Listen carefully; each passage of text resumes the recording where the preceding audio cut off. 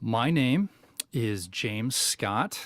I am 45 years old. Today is September 16th, 2015, and we're in Sacramento, California, capital of the great state of California. And I'm here to talk to my friend and colleague, uh, Bernie Marks.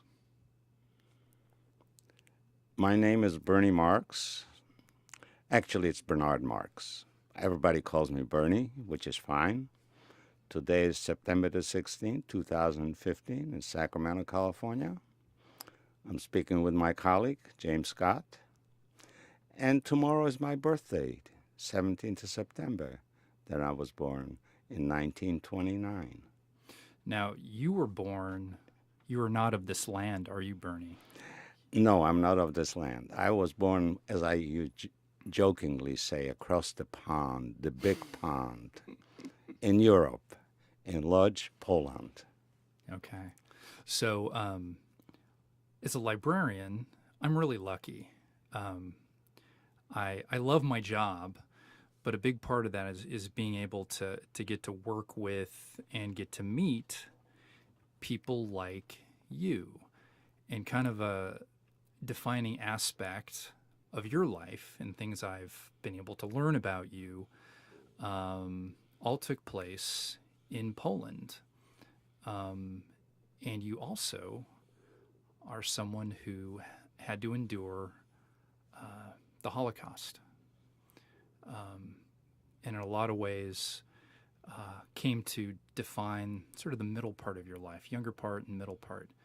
Um, you want to talk about that? Sure, James, because for one thing, I'm very grateful that you allowed me to write my book, so to speak, the English part of it, because you're the one that helped me along, if you recall.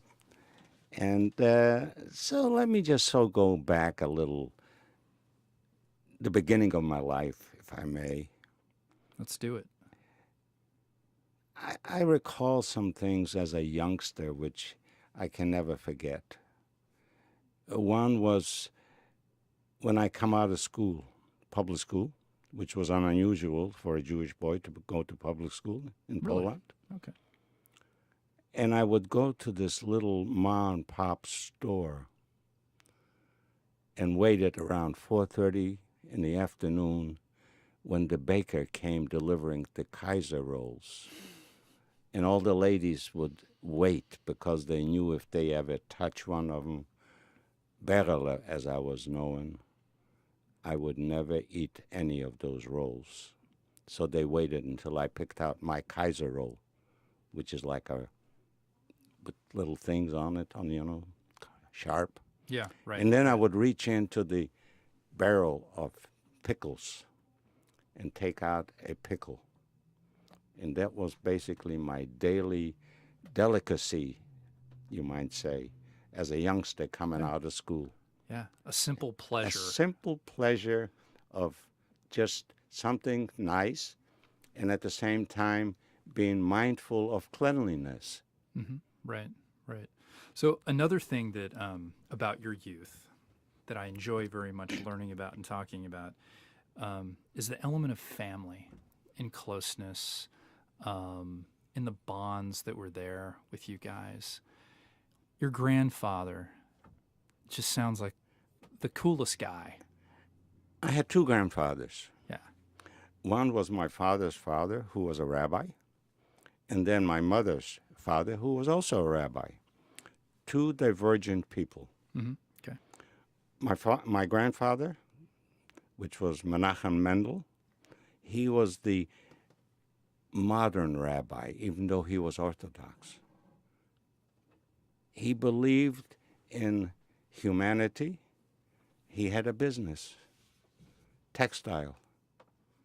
He offered to people free medical, free living, and the food he provided for them and paid them a salary on top of it. Mm-hmm. Mm-hmm. But he also believed education was very important. One of the things that he always emphasized is education because it's written in the Torah Tikkun Olam. 2 words, repair the world. Right, right. And education being a huge tenet of Judaism. Absolutely. One of the great little vignettes of your youth that I love is school ended and it was summertime, and you and your brother and your mother would retreat. You would go to the lake for the summer, but it wasn't all fun and games, was it? James, no, it wasn't all fun and games because we had assignments. One, there was public school assignments. The other one was the religious part of schooling assignments. And my mother was a very stringent lady, if I may say so today. She believed that you have to do all of your homework that was assigned to you when you left town for the summer. Geography, your mathematics, learning Hebrew, learning the Polish, learning grammar. If you learned all of that on your daily lesson, you were allowed then to go outside to enjoy, to being a child. Right, which would be fun games and some nefarious activity. Well, tell us about that? let's put it this way. Some of it, I was not I was not the one that really abided by all the rules and regulations, because the farmers, they grew watermelons, and you were not supposed to take any of them. But I did. Unfortunately, I used to take one, and my father had to pay for it later. Or we had the apple orchards, and the farmer would always say, do not climb the tree. But to be a boy, I climbed the tree. I took some apples. Yeah. My father had to pay for all of that. And then when I got back to the little room that we were having there, or the little house, my mother would ask, what did you do? And I had to admit that I did some things wrong. So punishment came. And the punishment was that I had to do some more learning of life, that you don't do things that you're not supposed to.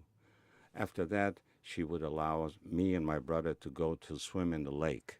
Okay. But you better get back in time to do your lessons again. Got it. So you mentioned your dad, who I just think of so highly through everything you've told me. He's just an interesting fellow. Tell us a little bit about him and his role in the family, his skill set, his accomplishments. He was a pretty extraordinary guy. My father related to me that he never wanted to be a rabbi. He wanted to be an entrepreneur. So at the age of 12, he went out and somehow managed to purchase a Singer's sewing machine to do some sewing of clothing that he had no idea, most likely, what he was doing, because he started it out on his own. So he became an apprentice in a tailor shop. And he learned the trade by how they were sewing things, how they were pressing things. And at the age of 13, he started his own business. Yeah. He even managed to get a government contract to sew pants for the soldiers. Wow. At the age of 13. And then he hired some additional people in order to be seamstresses and pressers. And one of the ladies he hired became his wife. Oh, he married her sweet. later. That is so That's sweet. right. Yeah. So he came back very successful because he managed to have 10 or 15 people working for him, family people. My aunt became a seamstress. My uncle became a presser. Unfortunately, my uncle Fischel, who really didn't like to be a presser because he burned more pans than than than he managed to, put together. He wanted also to be an entrepreneur, selling soda water on the street. Oh, why not? Yeah. Sure, because you're free to do things. Yeah. But all of it basically became Friday was the day where my mother, I remember, preparing all of this food to put it in a black kettle, potatoes and barley, and in the center putting in carrots with raisins for the, and then some meat around it, and covering this thing up and taking it to the bakery. And they would put that big black cast iron kettle into the oven as the ovens would cool down, only to pick that kettle up on Saturday again to take it and have a family feast, the meal we called cholent. Right. But Friday nights, prior to that, we had to attend a meal at my grandfather's house. And all the family from my father's side would meet at my grandfather. Mm-hmm. Mm-hmm. And by the way, my grandfather was known in the industry as the one-match man. Which industry is that? Textile industry. Okay. He was known as the one-match man. Okay, we all want to know why. He would light a cigarette in the morning, and then off of one cigarette, he would light another cigarette, a chain smoker. But he cautioned me constantly that smoking will kill you. But he didn't stop smoking. Yeah. But when came Friday night, the cigarette stopped Mm-hmm. until the next sunset, which was Saturday night. Yeah. So we had a family dinner at his house. Grandmother, my father, his 3 sisters, the whole family, the cousins. We all had a nice Friday night dinner. And Saturday, we would take out that cholent and then have it on my mother's side. Oh, the family. Nice. Okay. We would have the big dinner at my other grandfather's because he was not that so the modern. He was strictly the old Orthodox. Yeah. What's written in the Bible, that's it. Yeah. You can't change it. My other grandfather, he was a little more modern. So this was life. And then, like, you go back to the summertime at that little villa, as they call it, the duchy that we had. The thing that I really recall, other than just having to do my homework, my rewards, my brother's rewards, going swimming to the lake and all that, was one thing my mother used to make. We call it kefir today. She used to take a little bit of raw milk, a little bit of boiled milk, mix it together into a bottle, seal the bottle, and put it in the basement of that little hut when it got real cold. So that used to be our breakfast the next day because you had curdled milk.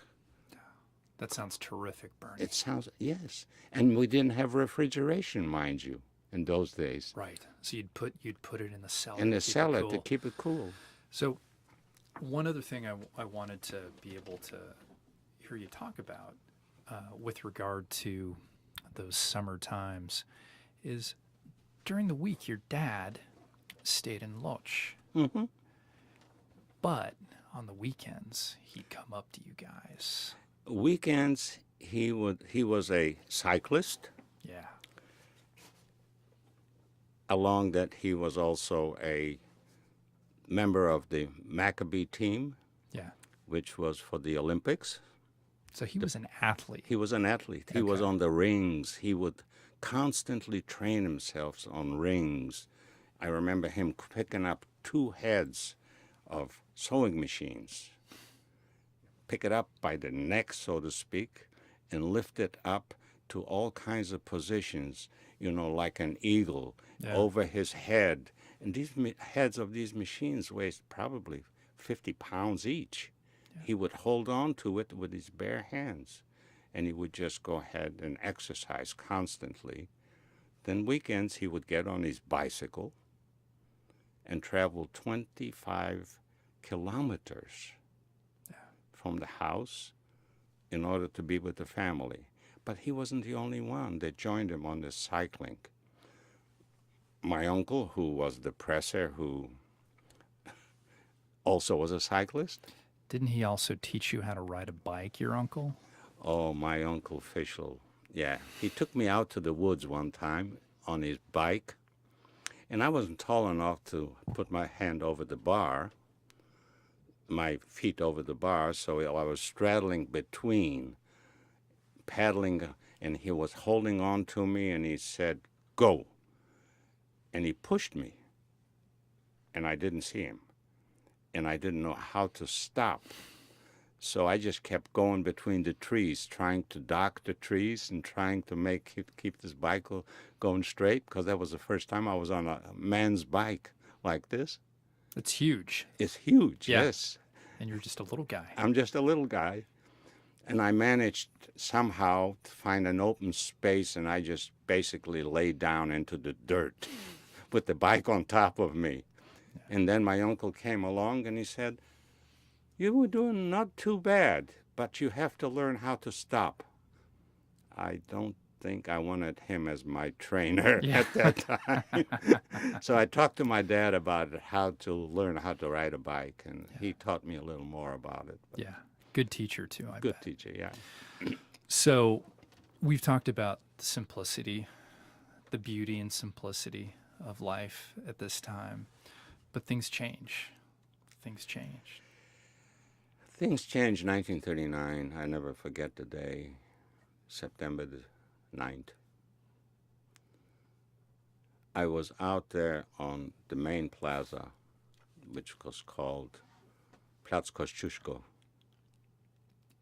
handing out slices of watermelons to our Polish troops heading to the front to fight the Germans, in wagons, on horses, motorcycles with sidecars.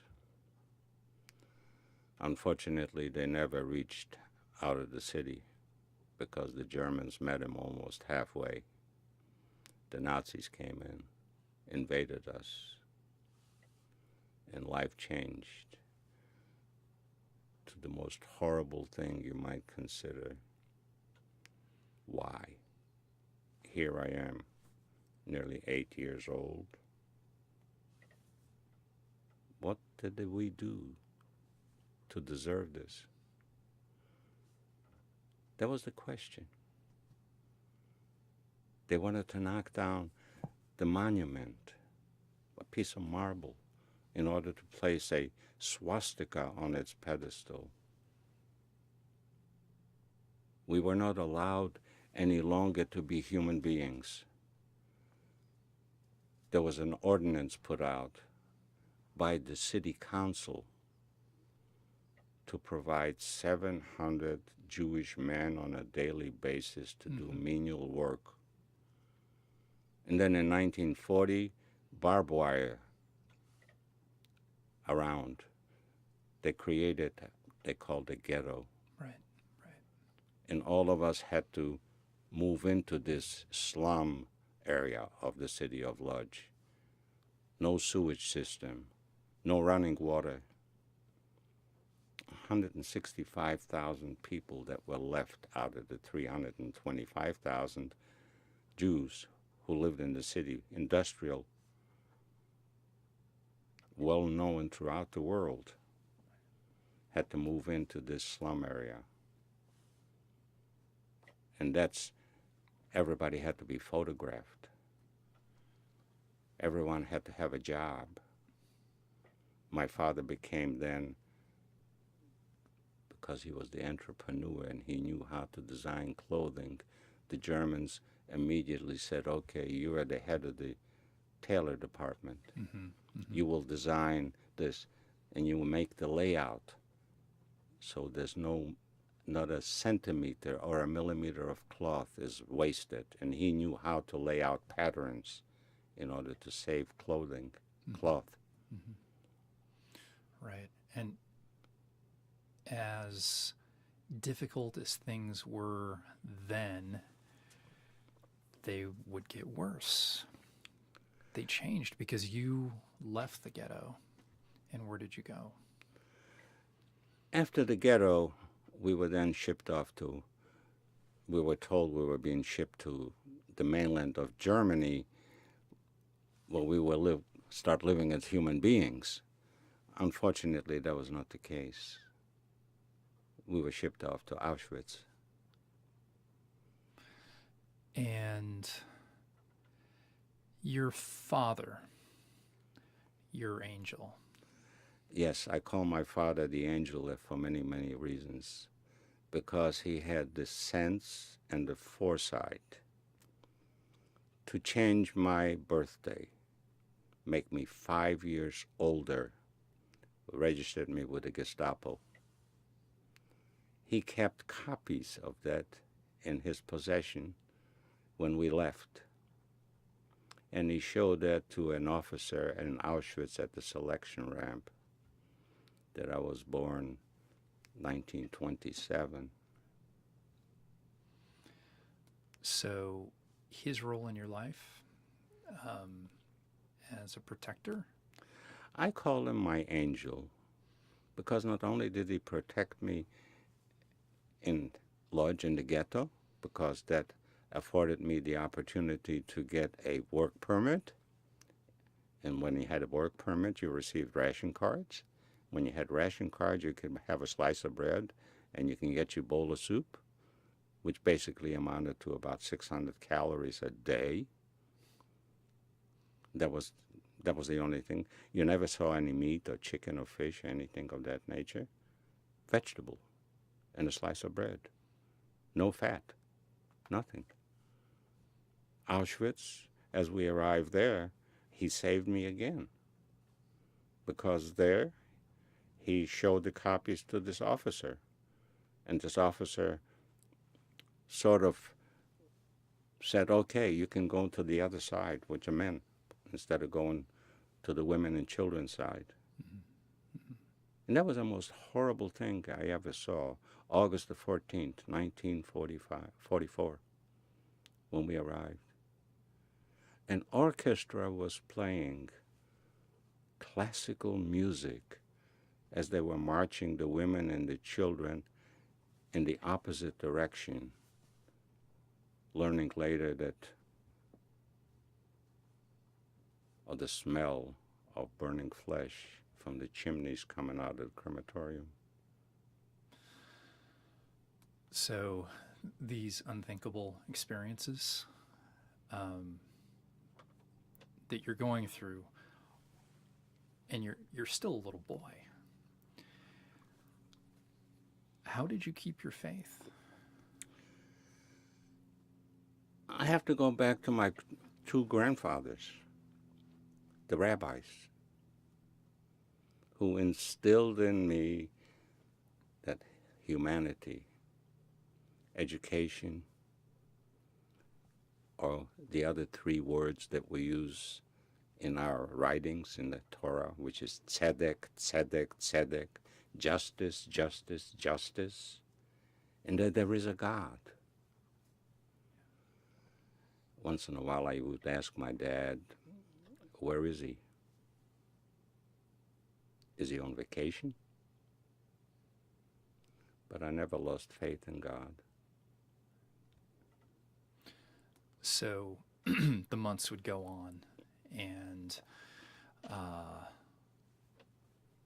so many, hardships to come still. But you guys, you and your dad, survived. Yes, not only did we survive Auschwitz, where the hard labor was on a daily basis, toiling away. In Poland, in particular, during the month of September is the worst month as far as weather goes because the humidity is high, the temperature is hot, and when you are forced to work building roads or carrying large stones without any water on a daily basis all day long, 12 hours a day, in order to survive, only to get back to the barrack to get your slice of bread and your cup of soup. My father was the protector because he managed somehow maybe to get a little extra slice of bread or maybe an extra spoonful of soup for me. And then after that, selection came again. Again, we thought it's going to be the end. Unfortunately, that was not the end. Yeah. We were shipped off to Dachau. So you would eventually be liberated. The Americans would make an appearance. And another chapter of your life opens. And there's one name in particular at this point that I think I'll bring up. Her name is Emma Lazarus. Can you tell me a little bit about her? After the liberation by the 12th Armored Division from the most notorious part of the Dachau camps, which is the outer camp, which was called Hurlach, I was fortunate enough to be selected as an orphan, you might say, to go to school again after liberation, because I just devoted my time back to education. And I was selected to go into another children's camp without barbed wire that was run by UNRWA, UNNR, the double RA. It's not the UN that we're talking about. It was actually the United Nations Relief Society, which was an American offshoot for years and years, and also the Joint Distribution Committee, who selected the children to go someplace. We were put in Prien am Chiemsee. In Prien am Chiemsee, which is in Bavaria, we were put through education again. And there, I did abide by all the rules, by the way. I didn't go out to the apple orchards. I didn't go out to the watermelon patches because they didn't have any. Most likely I would have if they did. But on the wall of that one of the classrooms, I remember there was a poem by Emma Lazarus, which read, Give me your tired, your poor, your huddled masses, yearning to breathe free. And I sort of figured, what is this? I learned that later. As I was standing on the deck of the briny Marlin in 1947, seeing this marvelous lady standing there called the Statue of Liberty. And this is when I just sort of put the parallel of coming to the land of milk and honey. New York, for me, was not the land of milk and honey, because those tall buildings, if I wanted to see the sun, I had to lay down on my back. I decided after 2 weeks of New York, I've had it. And I asked the Jewish Agency, which is the Joint Distribution Committee, to send me someplace else. But there I have to say something else that I have to sort of do a little backtracking. Throughout World War II, with this, give me your poor, give me your tired, give me your masses, where was the United States? They closed their borders. They wouldn't allow any Jews at all to come to this country. There was even a ship with German Jews plowing the seas.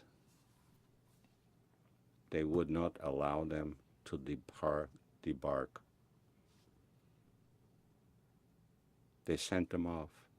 They went to Cuba, went to Argentina, went everywhere. And the German captain tried to save 1,300 Jews.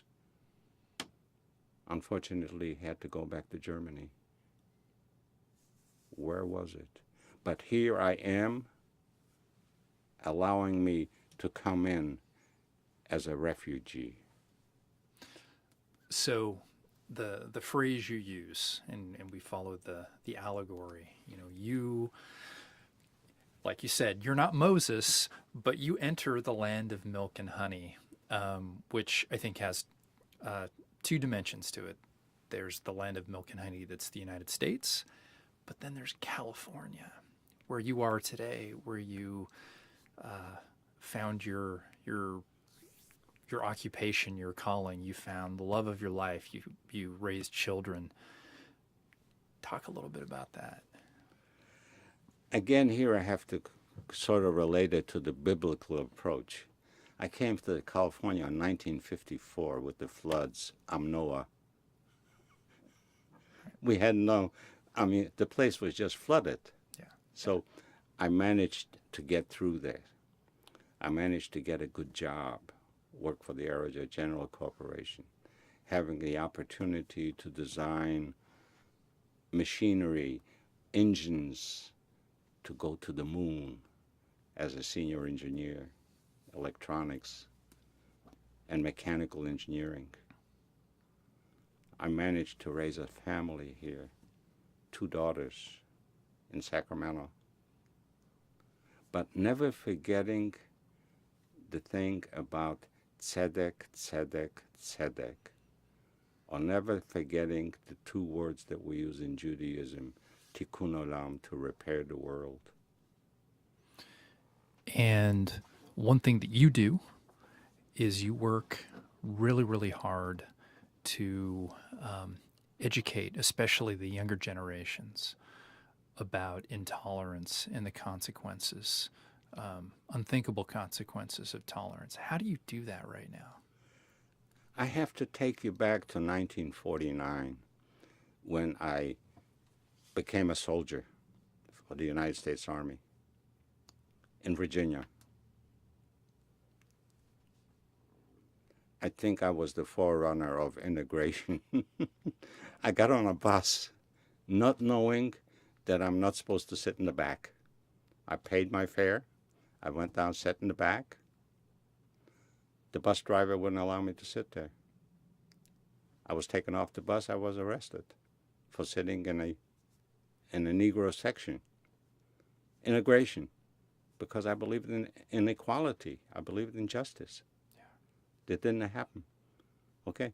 So here now, what I'm doing, I am educating the youngsters with a program throughout the world. I travel all over the world, throughout the schools, universities, starting from 6th grade all the way through university system, teaching them about the Holocaust, what has happened and what can happen if we are not mindful and watchful of what happened in this world, like during the Hitler time. And I hope that the younger generation can understand that we have to take a stand. And even though it has to be via the Holocaust vehicle, it is something that history can repeat itself. Right. We've seen it happen here in the United States, where we incarcerated the Japanese, where we had in the 30s, we went ahead and threw out all the Mexicans in the Los Angeles area, even though they were citizens, but it was done under a different program called resettlement. I try my best to follow, as you want to call it, the Christian Judeo ethics. Humanity has to survive, and the only way we can do that is by education. And justice. And justice. Tzedek.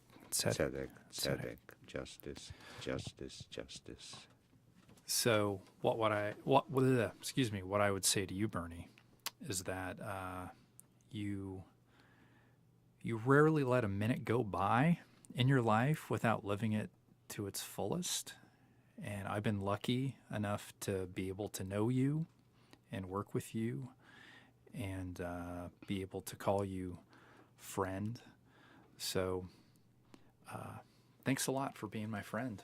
And thanks for opening your world to me. It's a pleasure. And I will continue to try to educate as many people as I can. Sounds good.